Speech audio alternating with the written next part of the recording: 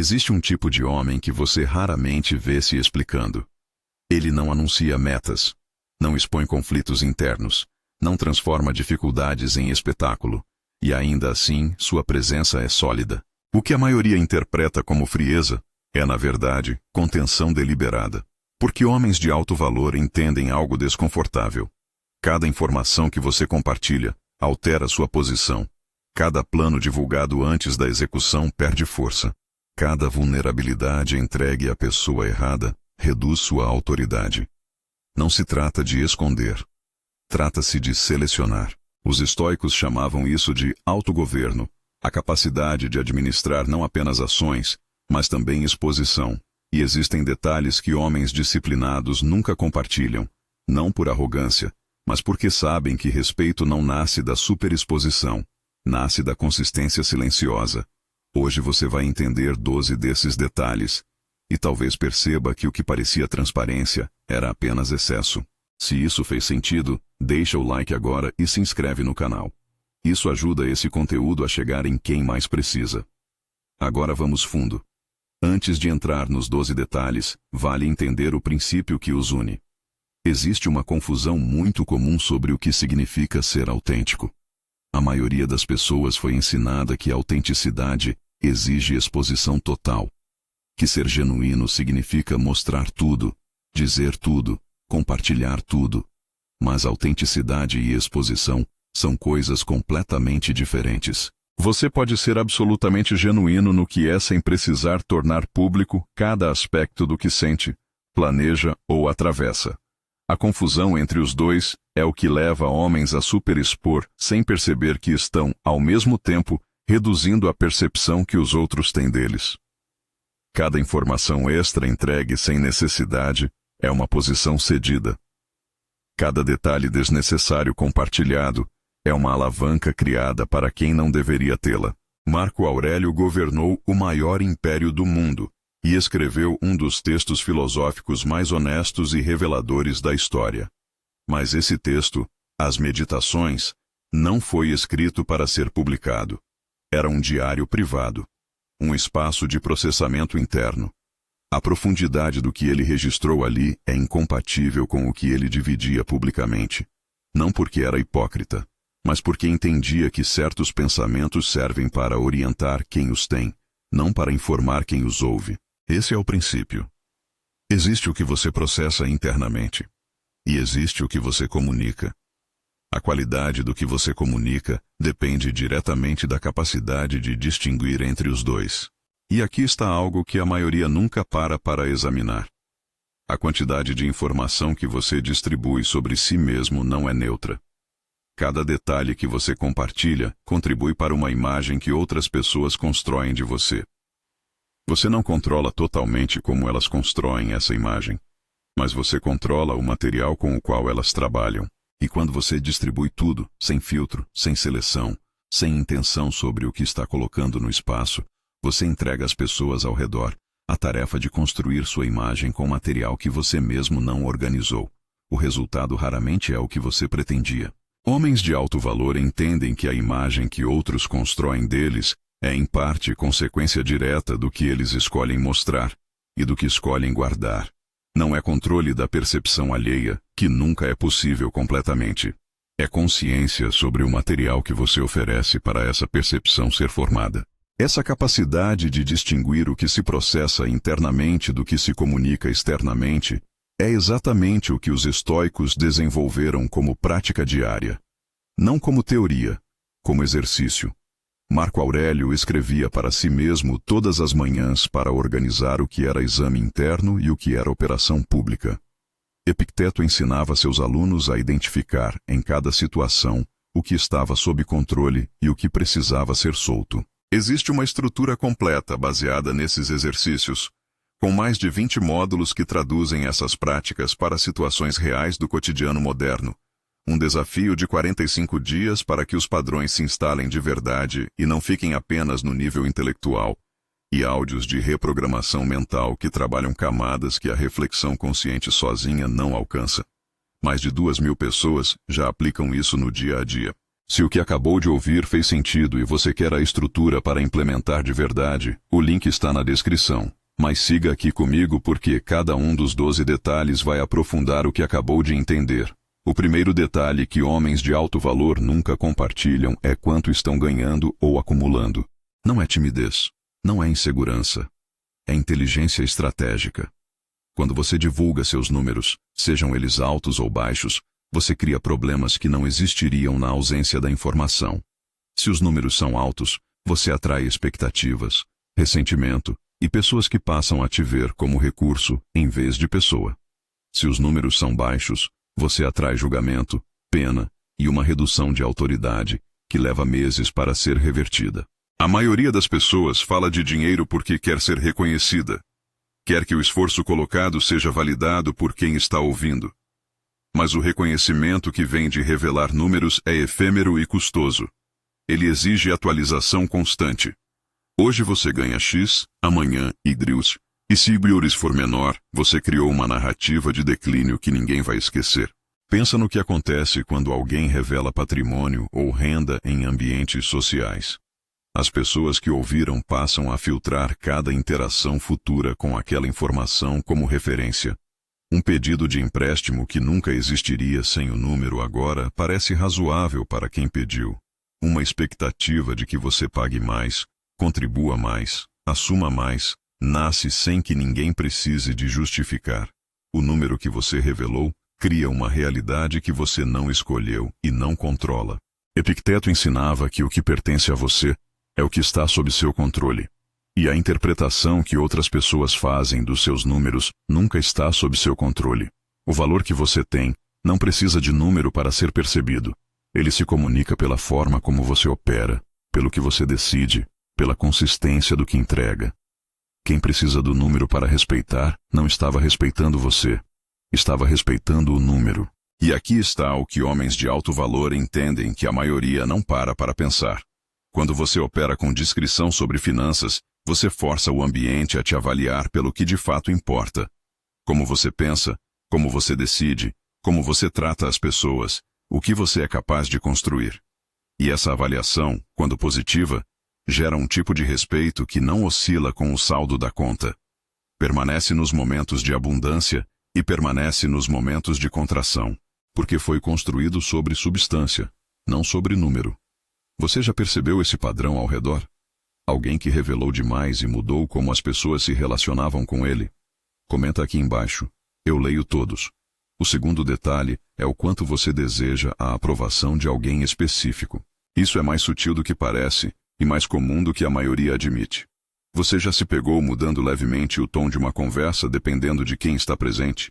Ajustando uma opinião para soar mais palatável para alguém cuja aprovação te importa? Monitorando a reação de uma pessoa específica enquanto fala para um grupo? Esses comportamentos são um sinal de que existe uma dependência de aprovação que não está sendo reconhecida. E o problema não é querer ser bem visto. O problema é quando a necessidade de aprovação de pessoas específicas começa a moldar como você se apresenta, o que você diz, o que você omite. As pessoas ao redor percebem isso, mesmo quando não conseguem nomear o que estão vendo. Percebem a inconsistência entre como você é com diferentes pessoas. E essa percepção corrói lentamente a imagem de solidez que qualquer homem de alto valor precisa construir. A maioria das pessoas que opera com essa dependência visível não percebe o custo imediato porque o custo é gradual. Cada pequeno ajuste parece inofensivo. Mas o efeito acumulado é uma inconsistência de caráter que as pessoas ao redor reconhecem e que reduz o peso das suas palavras e posições. Quando você muda de opinião baseado em quem está presente, as pessoas aprendem que sua opinião não é necessariamente o que você pensa, mas o que você calcula que vai soar bem para quem está ouvindo. E então passam a filtrar o que você diz com uma camada de ceticismo permanente. Sêneca escreveu que a maior escravidão é depender da opinião alheia. Não porque opiniões não importam, mas porque quem opera a partir da necessidade constante de aprovação nunca opera a partir de si mesmo. Sempre opera a partir de uma antecipação do que os outros vão pensar. E isso é visível. É sentido. e reduz a autoridade de formas que nenhum talento ou conquista consegue compensar completamente. Homens de alto valor buscam a aprovação de uma fonte muito específica, seus próprios valores e padrões. A pergunta que orienta não é o que essa pessoa vai pensar, mas isso está alinhado com quem eu sou, e essa mudança de referência, do externo para o interno, muda completamente como eles operam e, por consequência, como são percebidos.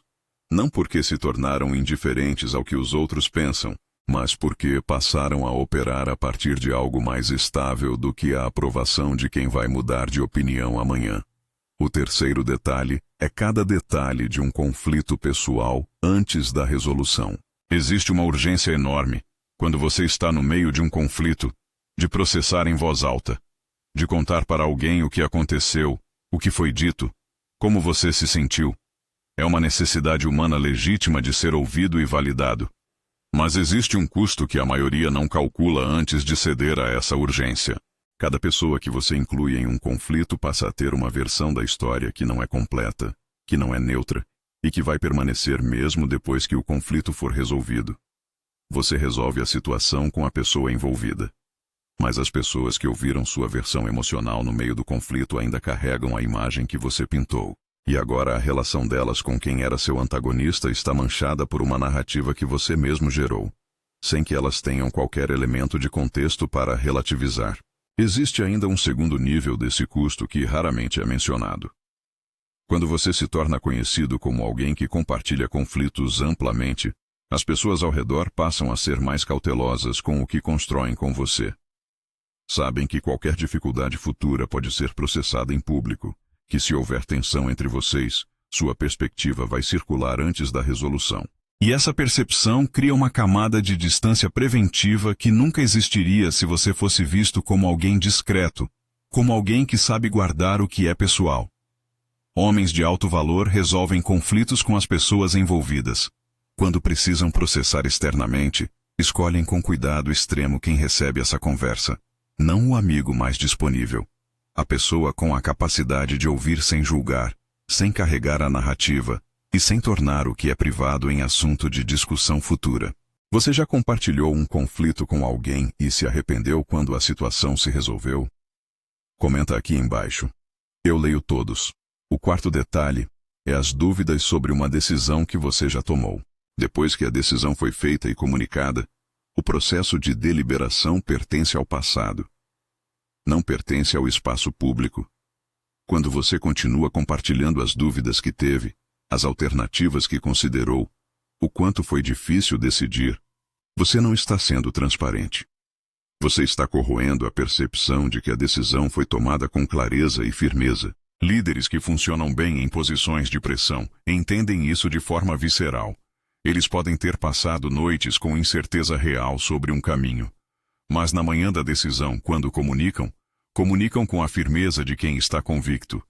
Não porque estão mentindo sobre o processo, mas porque entendem que a dúvida que serviu ao processo de reflexão não serve à execução.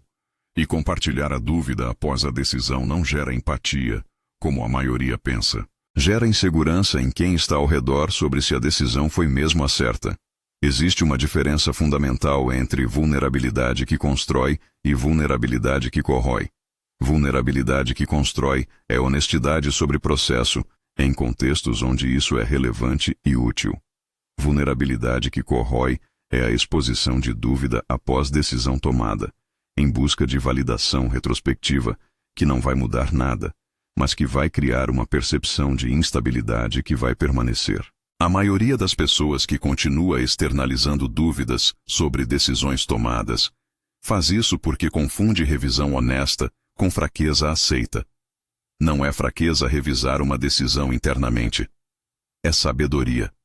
O problema é transformar essa revisão em conversa pública que, em vez de ajudar o processo de ajuste, apenas distribui insegurança para quem está ao redor.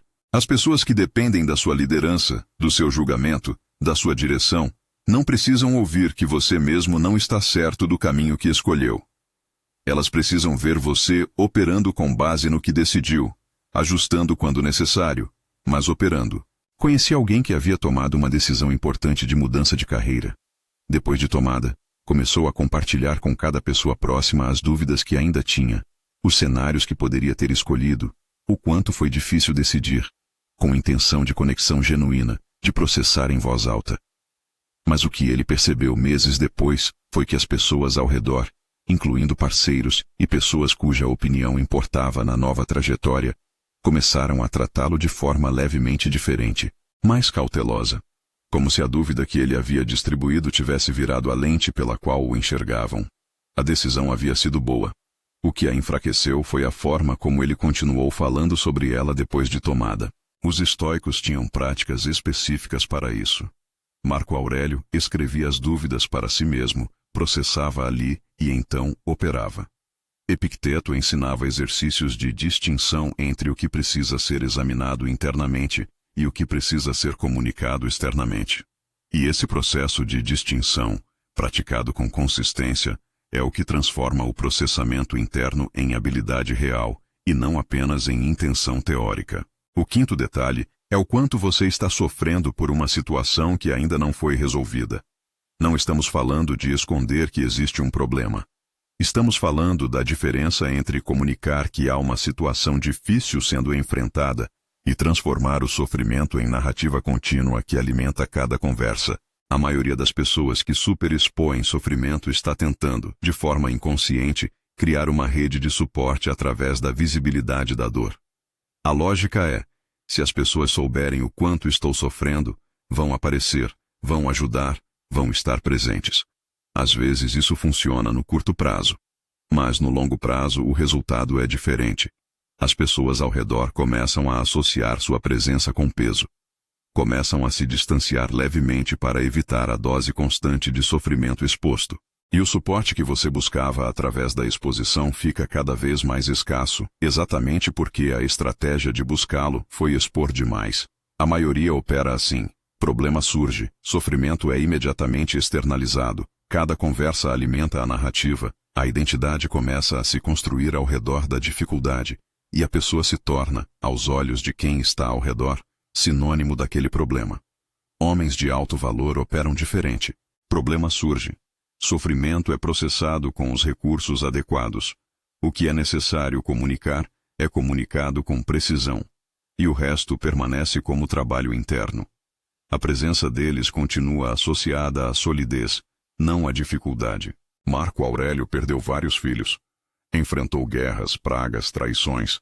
Escreveu sobre isso com uma honestidade brutal, mas nos seus diários privados, em público, operava. Essa distinção entre o espaço de processamento interno e o espaço de operação pública não era repressão. Era o reconhecimento de que sofrimento não precisa ser espetáculo para ser real, e que processá-lo em privado com profundidade é muitas vezes mais eficaz do que distribuí-lo em público com amplitude.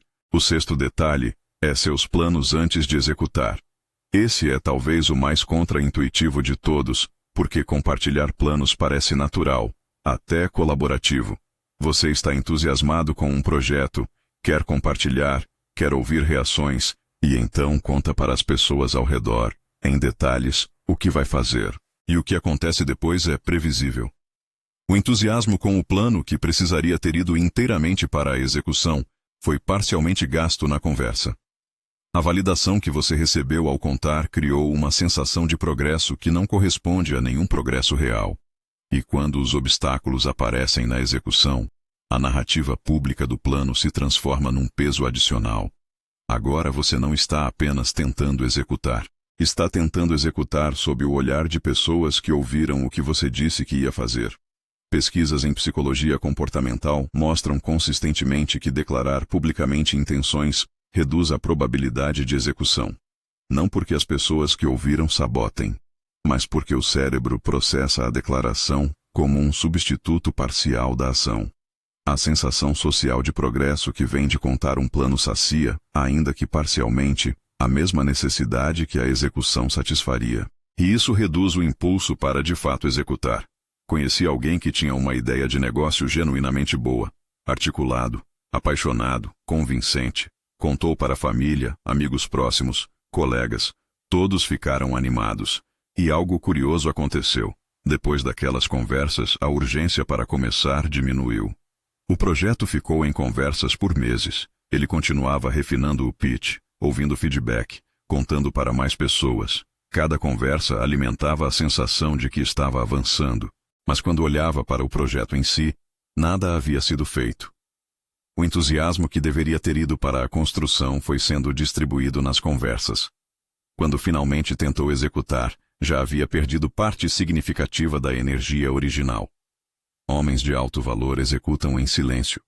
Comunicam resultados, não antecipações de resultados. E isso está fazendo sentido até aqui? Deixa o like se você está chegando até aqui, e cada detalhe está valendo o tempo. O 7º detalhe é suas inseguranças sobre a própria capacidade. Todo homem tem momentos de dúvida sobre si mesmo. Se você nunca duvidou da sua própria capacidade em alguma área, provavelmente não está tentando nada que valha a pena. A dúvida é parte do processo. Mas existe uma diferença enorme entre processar essa dúvida internamente, de forma honesta e produtiva, e transformá-la em conteúdo compartilhado com as pessoas ao redor. Quando você expressa insegurança sobre capacidade para as pessoas certas, no contexto certo, isso pode ser útil. Um mentor. Um par de confiança real. Um espaço onde vulnerabilidade genuína serve ao desenvolvimento. Mas quando a insegurança sobre capacidade vira narrativa pública, vira a forma como você se apresenta, vira o primeiro frame que você estabelece sobre si mesmo em conversas novas, você está ativamente colaborando com a construção de uma percepção de incapacidade. As pessoas acreditam no que você diz sobre si mesmo muito mais do que você imagina. Não porque são ingênuas, mas porque raramente têm informação suficiente para contradizer. Se você se apresenta como alguém que duvida constantemente de si mesmo, que qualifica cada competência com mas não sei se consigo, que antecipa falhas antes que alguém pergunte, você está colaborando ativamente com a construção de uma imagem que pode levar anos para ser revertida. A maioria faz isso achando que vai gerar empatia ou humildade percebida. Às vezes gera. Mas o que gera com muito mais frequência é uma percepção de que você mesmo não confia em si. E se você não confia em si, por que alguém deveria? Você pode trabalhar suas inseguranças. Deve trabalhar suas inseguranças. Mas esse trabalho acontece internamente, com os recursos certos. Não em exposição pública que convida as pessoas ao redor a concordar com a imagem negativa que você mesmo desenhou. Existe um efeito que raramente é nomeado quando se fala sobre isso. Quando você expõe insegurança sobre capacidade de forma recorrente, você não apenas cria uma percepção de incapacidade. Você também cria um padrão de interação onde as pessoas ao redor aprendem que podem diminuir sua posição com relativa facilidade. Não necessariamente com intenção, mas quando alguém sabe que você tem dúvidas profundas sobre determinada capacidade, um comentário levemente crítico nessa direção passa a ter um peso desproporcional sobre você. E pessoas que percebem isso, consciente ou inconscientemente, passam a usar essa vulnerabilidade como alavanca. Às vezes para te influenciar. Às vezes para se posicionar acima de você em hierarquias sociais ou profissionais. O antídoto não é fingir confiança que você não tem. É processar a insegurança nos espaços adequados e operar externamente a partir do que já construiu, não do que ainda falta construir. Qual dos 7 detalhes até agora mais te impactou? Comenta aqui embaixo com o número. Eu leio todos. O 8º detalhe é detalhes de relacionamentos que ainda estão em andamento. Isso inclui o que você sente por alguém, o que aquela pessoa fez ou disse, as tensões que existem, as dificuldades que estão sendo navegadas. Existe uma tentação enorme de processar relacionamentos em voz alta com amigos, família, colegas. E em alguns momentos isso é útil. Mas a maioria das pessoas não tem clareza sobre onde está o limite entre processar genuinamente e expor o que deveria permanecer privado. O problema é duplo. Primeiro, você está construindo uma narrativa sobre outra pessoa baseada na sua perspectiva emocional do momento, que raramente é a mais completa ou a mais justa. Segundo, as pessoas que ouvem essa narrativa a carregam. A sua relação com essa pessoa pode evoluir, melhorar, se transformar. Mas a imagem que você pintou nas conversas permanece nas outras pessoas. influenciando como elas interagem com quem você descreveu e como veem você como parceiro relacional. Existe ainda algo que vai além do custo para a relação específica. Quando você se torna conhecido como alguém que processa relacionamentos em público, você muda a qualidade do que as pessoas constroem com você. Sabem que qualquer dificuldade futura entre vocês pode ser processada externamente antes de ser resolvida internamente. E essa percepção cria um limite invisível no quanto estão dispostas a investir e a se expor na relação com você. Homens que são vistos como discretos atraem um nível de confiança completamente diferente. As pessoas ao redor confiam mais no que compartilham com eles, sabendo que não vai virar história. E confiam mais na solidez do que eles constroem, sabendo que não vai ser exposto à primeira dificuldade. Epicteto ensinava que existe uma dicotomia fundamental entre o que está sob seu controle e o que não está. A narrativa que outras pessoas carregam sobre suas relações privadas não está sob seu controle depois que você a cria. Antes de criar, está. Essa é a janela de escolha. Homens de alto valor operam dentro dessa janela com consciência. Você conhece alguém que precisaria ouvir isso? Compartilhe esse vídeo com essa pessoa. Às vezes, uma perspectiva diferente muda o que nenhuma conversa direta conseguiu mudar. O nono detalhe é o quanto você se importa com a opinião de pessoas específicas sobre você. Já abordamos a questão de não revelar a necessidade de aprovação. Mas existe um nível mais específico disso que vale nomear diretamente. Quando você demonstra explicitamente que a opinião de alguém tem poder desproporcional sobre como você se sente, você entrega a essa pessoa uma forma de controle que ela não precisava ter e que provavelmente vai usar, consciente ou inconscientemente. Pensa em como funciona na prática. Você demonstra que o que uma pessoa específica pensa de você importa muito. Essa pessoa agora sabe que tem uma alavanca sobre você. Não necessariamente por maldade, mas a dinâmica natural que se estabelece quando você indica que a opinião de alguém tem esse tipo de peso é que essa pessoa aprende a usar essa informação, às vezes para influenciar você, às vezes para criar distância estratégica e medir o quanto você vai buscar a reaproximação. Às vezes simplesmente porque o poder de afetar alguém muda a forma como você se relaciona com essa pessoa. Existe um paradoxo aqui que vale nomear. Quanto mais você demonstra que a opinião de alguém te afeta, menos aquela pessoa tende a respeitar o que você produz. Não porque sejam perversas, mas porque percebem que você está operando a partir de uma insegurança que busca ser preenchida de fora. E insegurança que busca preenchimento externo raramente inspira o tipo de respeito genuíno que você está buscando ao demonstrar que a opinião importa. Marco Aurélio escreveu repetidamente sobre a inutilidade de buscar aprovação de quem não vai entender de qualquer forma. Não como cinismo, como liberação.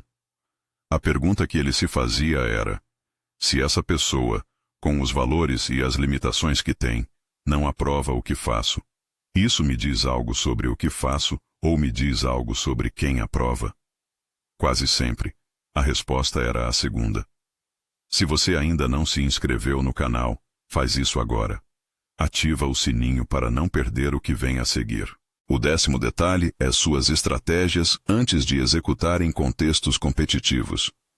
Isso se aplica a negócios, a negociações, a disputas, a qualquer situação onde existe um elemento de competição ou posicionamento relativo.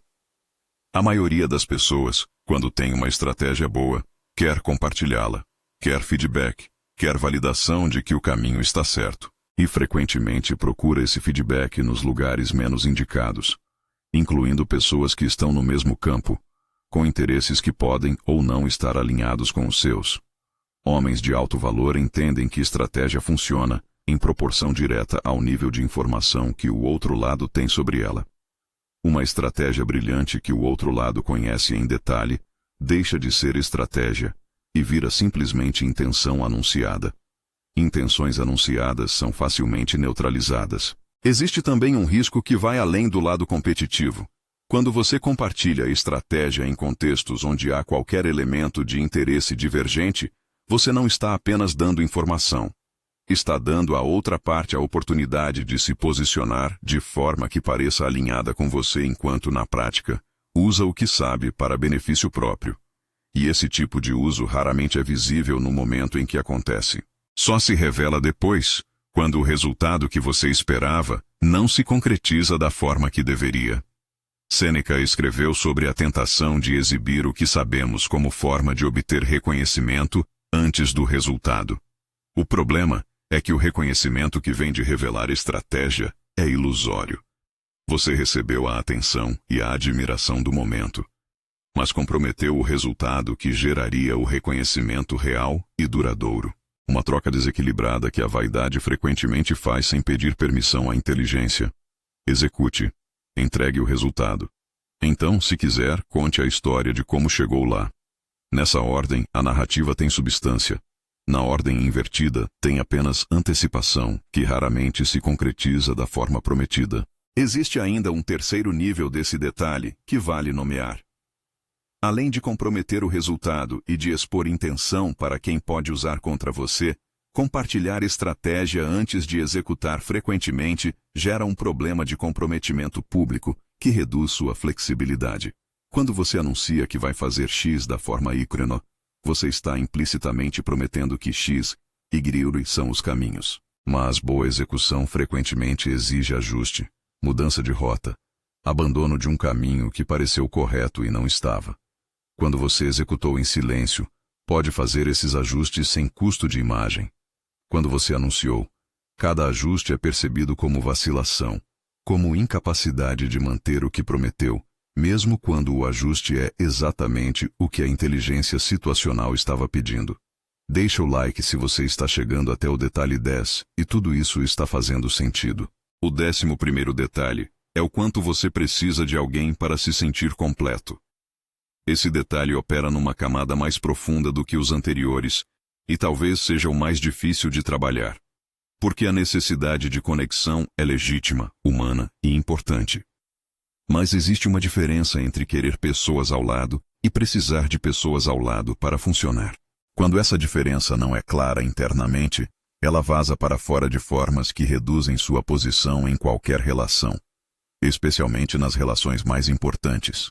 Quando você demonstra, explicitamente ou através do comportamento, que precisa de alguém específico para se sentir estável, você cria um desequilíbrio que tende a se aprofundar com o tempo.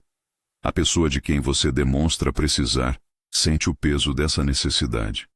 E esse peso, no longo prazo, cria distância. Não porque as pessoas são cruéis, mas porque a maioria das pessoas não quer ser a âncora de estabilidade emocional de outro adulto. Quer ser escolhida, não necessária. Existe uma diferença enorme entre ser escolhido porque alguém prefere sua presença e ser necessário porque alguém não funciona sem ela. Na primeira situação, a relação é construída sobre preferência genuína. Na segunda, é construída sobre dependência. E dependência, com o tempo, gera ressentimento de ambos os lados. Quem depende sente a fragilidade da posição. Quem é necessário sente o peso da responsabilidade que não pediu. A maioria das pessoas que demonstra essa dependência não está fazendo isso conscientemente. Está respondendo a uma insegurança real sobre o que aconteceria se a presença daquela pessoa desaparecesse. E essa insegurança, quando exposta, gera exatamente o que temia. O distanciamento que não estava lá antes de ser demonstrada a necessidade. Homens que operam a partir de completude interna atraem um tipo de conexão completamente diferente.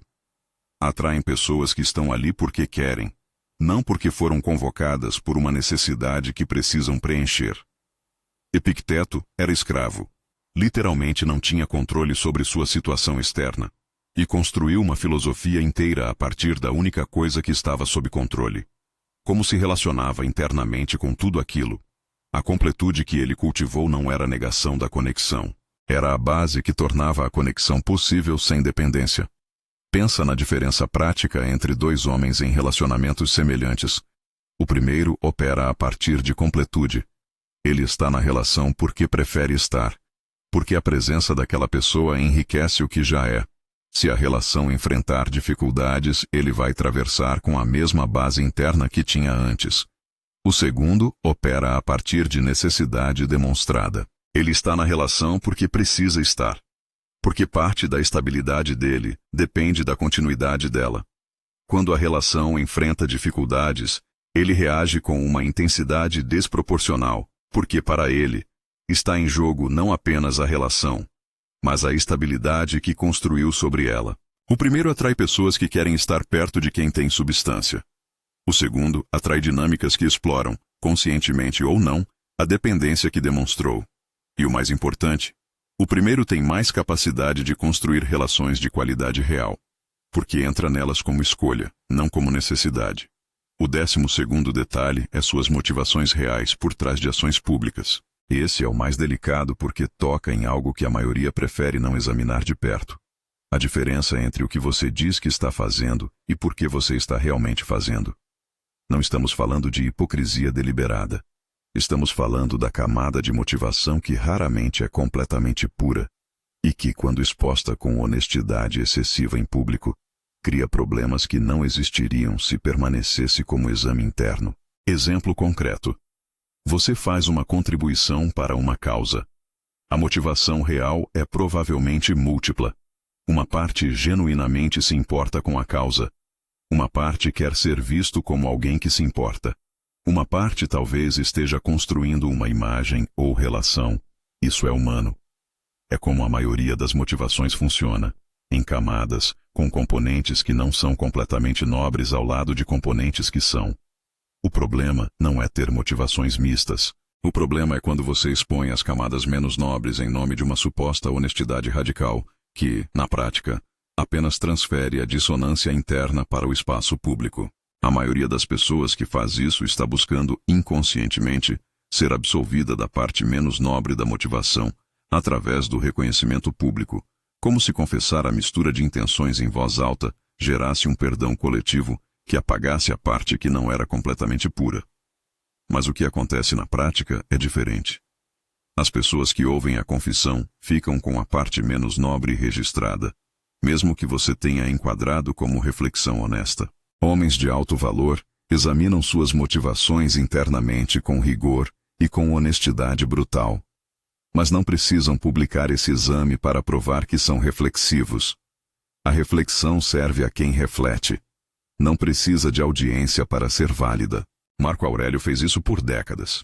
Examinava suas próprias motivações com uma honestidade que, relida séculos depois, ainda causa desconforto pela precisão. Mas fez isso em privado. Em público, operava. E é exatamente essa distinção, entre o espaço de exame e o espaço de operação, que permite que tanto o exame quanto a operação sejam feitos com qualidade real. Existe uma maturidade específica em reconhecer que você pode ter motivações mistas sem precisar publicá-las para se sentir honesto. Honestidade consigo mesmo não exige audiência. E na maioria das vezes, a compulsão de confessar publicamente a parte menos nobre de uma motivação não é honestidade. É uma forma de se absolver sem ter que realmente trabalhar a questão.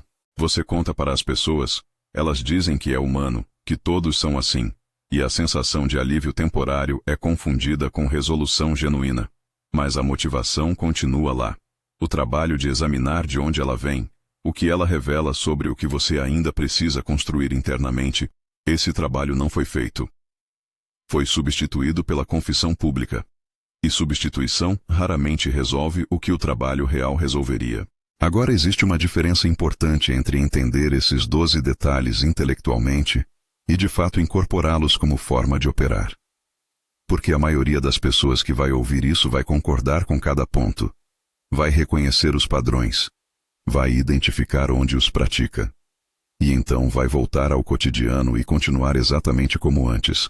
Não por falta de vontade, mas porque reconhecimento intelectual e mudança de padrão são coisas completamente diferentes. A distância entre os dois é onde quase tudo fracassa. Os estoicos sabiam disso. Por isso não construíram apenas filosofia. Construíram práticas. Exercícios diários específicos para transformar o que se sabe em como se opera.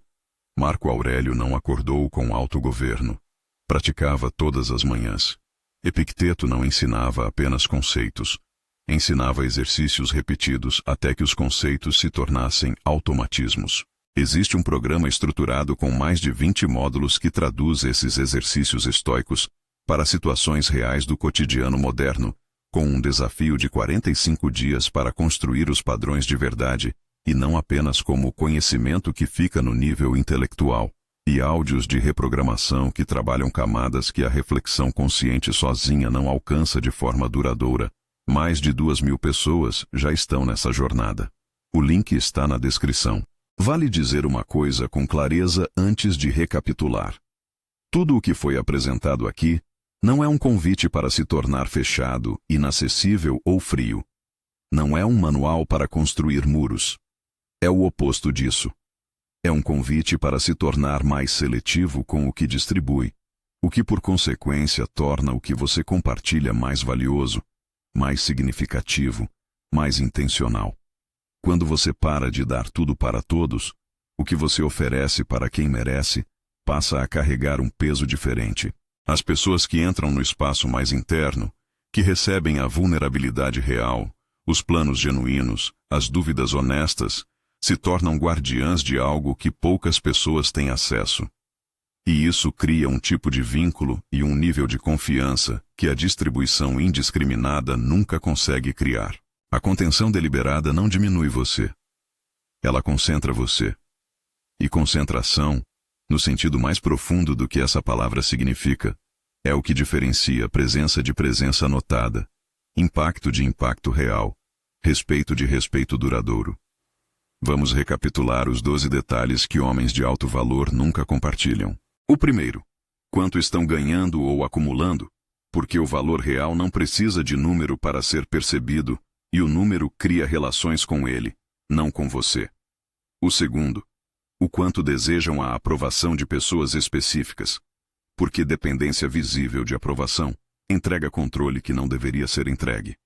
O terceiro: detalhes de conflitos pessoais antes da resolução, porque cada pessoa incluída cria uma narrativa que permanece depois que o conflito se encerra. O quarto: dúvidas sobre decisões já tomadas, porque a dúvida serve ao processo de reflexão, não à execução, e expô-la após a decisão corrói a percepção de firmeza. O quinto: o quanto estão sofrendo por situações não resolvidas, porque compostura não é repressão. É o reconhecimento de que processamento interno profundo é mais eficaz do que distribuição pública ampla. O sexto: planos antes de executar, porque entusiasmo gasto em conversa não vai para a execução, e resultado comunicado tem muito mais peso do que plano anunciado. O sétimo: inseguranças sobre a própria capacidade, porque você constrói a percepção que outros têm de você com o que diz sobre si mesmo. O oitavo: detalhes de relacionamentos em andamento, porque discrição é a base da confiança profunda e da qualidade do que as pessoas constroem com você. O nono: o quanto se importa com a opinião de pessoas específicas, porque demonstrar essa dependência cria alavancas que não deveriam existir.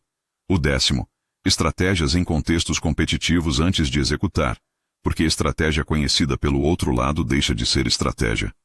O 11º: o quanto precisa de alguém para se sentir completo, porque necessidade demonstrada cria desequilíbrios que corroem o que se está tentando construir.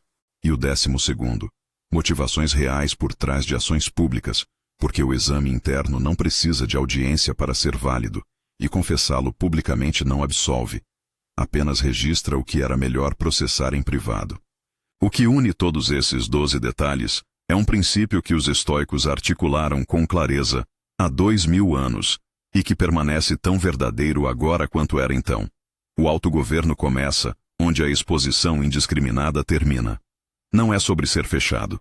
É sobre ser seletivo. Não é sobre não ter emoções, dúvidas, inseguranças ou necessidades. É sobre entender que o espaço interno é o espaço de processamento e o espaço externo é o espaço de operação, e que a qualidade do que você opera externamente depende diretamente da profundidade com que você processa internamente. Homens que dominam essa distinção não aparecem perfeitos, aparecem sólidos. E solidez, ao contrário de perfeição, é algo que as pessoas ao redor reconhecem e confiam. Porque ela não depende de circunstância. Está presente independente do que está acontecendo fora. Existe ainda uma consequência que raramente é mencionada quando se fala sobre conter exposição. Quando você para de distribuir cada detalhe, quando você começa a operar com a seletividade que esse vídeo descreve, Algo muda na forma como as pessoas ao redor se relacionam com você. Não de forma dramática ou imediata, mas com o tempo, a percepção que tem muda. Você passa a ser visto como alguém que tem mais do que mostra. E essa percepção de profundidade, de que existe substância além do que é visível, é exatamente o que cria o tipo de respeito que não precisa ser pedido, reivindicado ou negociado. Simplesmente existe porque a forma como você opera o sustenta.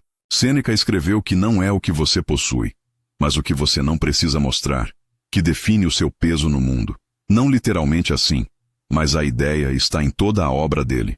A riqueza real, a autoridade real, a solidez real não se anunciam.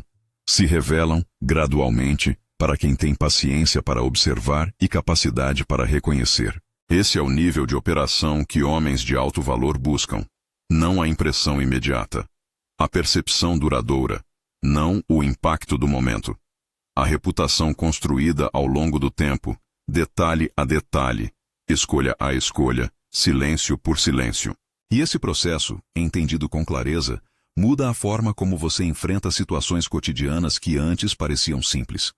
A próxima vez que você estiver num ambiente social e sentir a urgência de mencionar um número que te posiciona bem, você vai reconhecer de onde vem essa urgência, e vai ter a escolha real de agir a partir dela ou de deixá-la passar.